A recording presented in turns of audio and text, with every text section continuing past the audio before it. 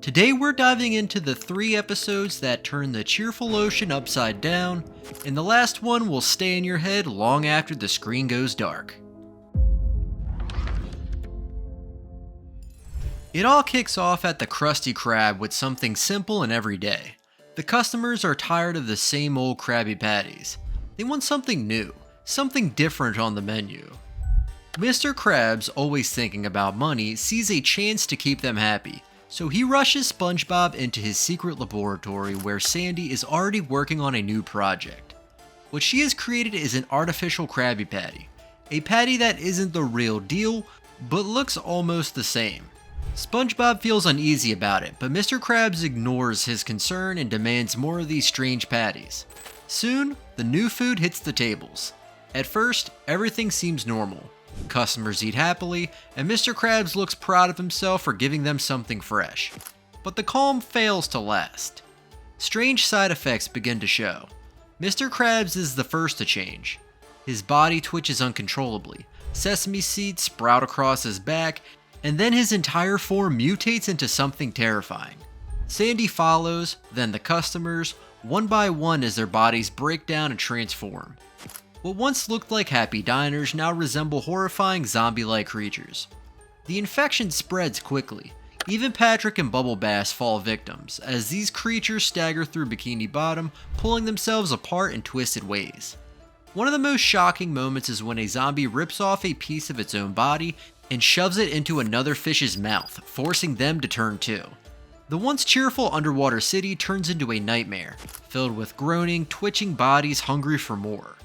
In the middle of this chaos stands SpongeBob, one of the only survivors. Hiding behind his grill, he watches his friends lose themselves. He runs, he hides, he feels powerless as the infection grows beyond the Krusty Krab and takes over nearly every citizen. For a brief moment, it looks like he may be the last one left untouched. But then a discovery changes everything.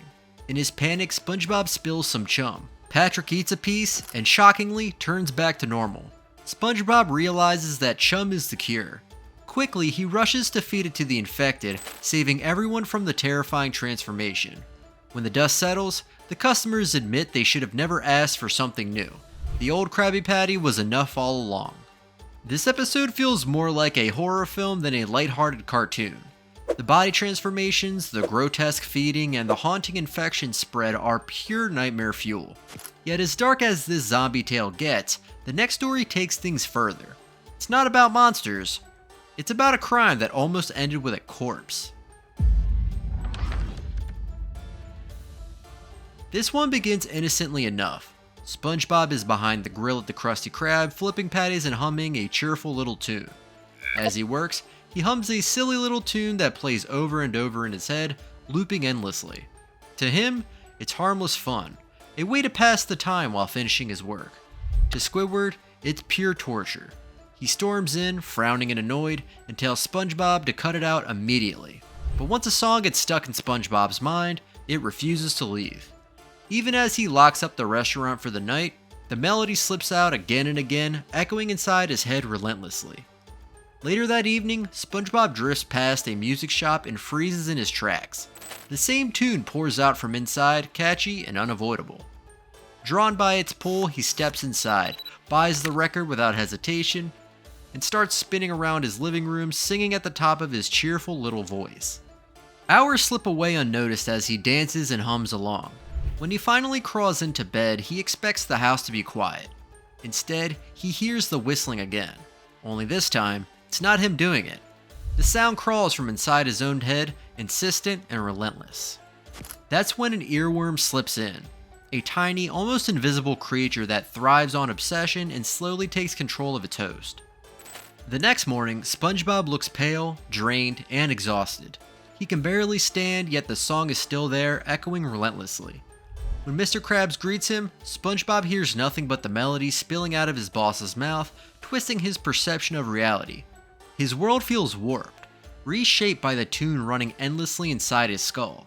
He tries to fight it, but the worm pulls harder, gripping his thoughts. Soon, his bright, cheerful personality begins to twist and fracture. He bursts into wild laughter, his movements jerky, frantic, and unstable. Customers watch in shock as SpongeBob sings without pause, completely overtaken by the obsessive tune. Mr. Krabs warns him to stop, but he cannot. Finally, SpongeBob bolts out of the Krusty Krab, racing through the streets, his mind slipping further and further into chaos. Sandy, Squidward, Patrick, and Mr. Krabs know they must step in before it's too late.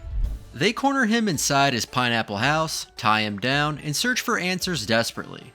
Sandy explains the truth. The earworm has taken root, and the only way to drive it out is by playing another song, one so catchy and forceful that the worm cannot resist leaving. They try tune after tune, but the creature clings tightly, resisting every attempt. Then Squidward picks up his clarinet. The sound is awkward, a little scratchy, but it works. The worm wriggles free, releasing SpongeBob at last. Relief fills the room, yet a quiet, lingering dread remains. Later that night, Squidward lies in bed, softly humming his own simple melody. And the earworm slithers back silently, ready for a new unsuspecting victim. If obsession can completely unravel SpongeBob, what happens when death itself enters the story? The Krusty Krab is quiet when a health inspector walks in. Mr. Krabs smells him coming from his office and rushes to warn SpongeBob. This visit is serious. If the inspector finds one problem, the whole restaurant could be shut down. SpongeBob and Mr. Krabs get to work right away, serving every item on the menu to prove how spotless the kitchen really is. The inspector eats plate after plate until only one thing remains, a plain Krabby Patty. Before they hand it over, breaking news flashes across the television. A fake health inspector has been spotted, tricking restaurants into free food. Mr. Krabs is furious. He believes the man in their dining room is a fraud. To punish him, he convinces SpongeBob to help make something vile, the Nasty Patty. They pile on rotten ingredients, bugs, and anything disgusting they can find, laughing at how awful it looks. When SpongeBob delivers the cursed patty, fate steps in. A fly lands in the inspector's throat, choking him as he tries to breathe. From where SpongeBob and Mr. Krabs are hiding, it looks like he ate the patty and collapsed. They step out to find him on the ground motionless. At that exact moment, another broadcast reveals the fake inspector has already been caught. The man lying in front of them was the real deal. Panic takes over. Believing they've killed him, Mr. Krabs pressures SpongeBob into hiding the body. They drag him out of the restaurant and head toward the outskirts of Bikini Bottom. SpongeBob, pale and shaken, digs a hole while Mr. Krabs scolds him to hurry. They bury the inspector under the dirt and walk away, hoping no one will ever know. But before long, the police show up, offering to drive them back. As the rain pours, the mud washes away, and the inspector's body slides right beside their car. Mr. Krabs tells SpongeBob to stash him in the freezer until they can figure out what to do. SpongeBob pushes the limp figure inside while the police wait only a few steps away. Just as things reach their breaking point, the inspector wakes up. He was never dead, only unconscious. The horror of this story lies not in his survival, but in everything SpongeBob and Mr. Krabs did when they thought he was gone. A greedy boss manipulating his young fry cook into hiding a body, laughter echoing as life slipped away. This is SpongeBob at its darkest. And after walking through madness, monsters, and near murder, one question remains. How did a children's cartoon manage to get this terrifying? So there we have it, 3 of SpongeBob's darkest tales.